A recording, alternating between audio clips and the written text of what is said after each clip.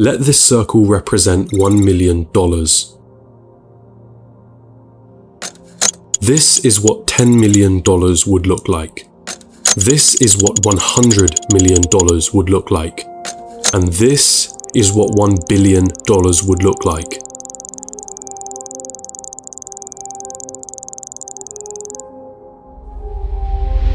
Jeff Bezos, the founder of Amazon, has a net worth of 117 times this number.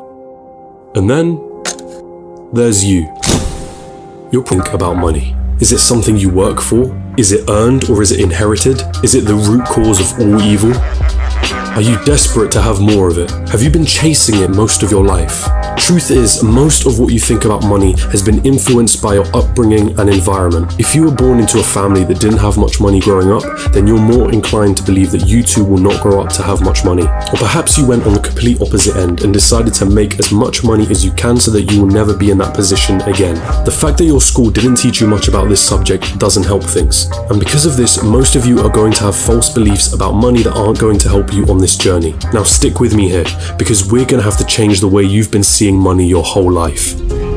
Hollywood has always had a habit of depicting the wealthy and rich as evil, backstabbing, entitled, or corrupt individuals. If you won't get me a squirrel, I'll get one myself. Question is, have you bought into that stereotype? A recent report released by WealthX showed that of the world's ultra-wealthy, those that had a net worth of 30 million or more, 68% of them were self-made. And it seems like every other study backs up this conclusion. Warren Buffett, self-made billionaire. Howard Schultz, born in poverty. Oprah Winfrey, born in poverty. Jeff Bezos, self-made billionaire. Elon Musk, self-made billionaire. Sarah Blakely, self-made billionaire.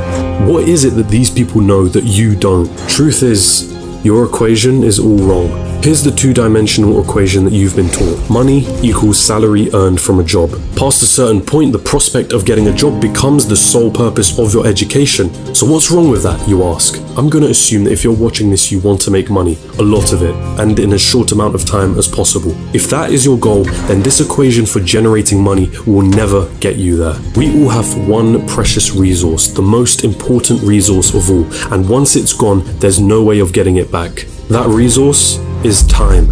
In a standard job, the amount of money you earn is dependent on the amount of time you put into that job. If you earned $20 an hour and worked 40 hours a week, it would take you nearly 24 years to reach a total of $1 million. But that is without subtracting any taxes or any expenses that you will incur over 24 years. And let's not forget that inflation would make your $1 million less valuable. The reality is that on a salary of $20 an hour, you can only really be a millionaire at an old age by living frugally. And most of that precious resource known as time has slipped through your fingers. You traded all that time for money, and it wasn't even a substantial amount either. So again, you ask yourself, how is it then that there are self-made millionaires and billionaires at such young ages? What makes them so different? And the truth is, they have a better equation than you. They have a way of understanding money that you haven't quite grasped yet.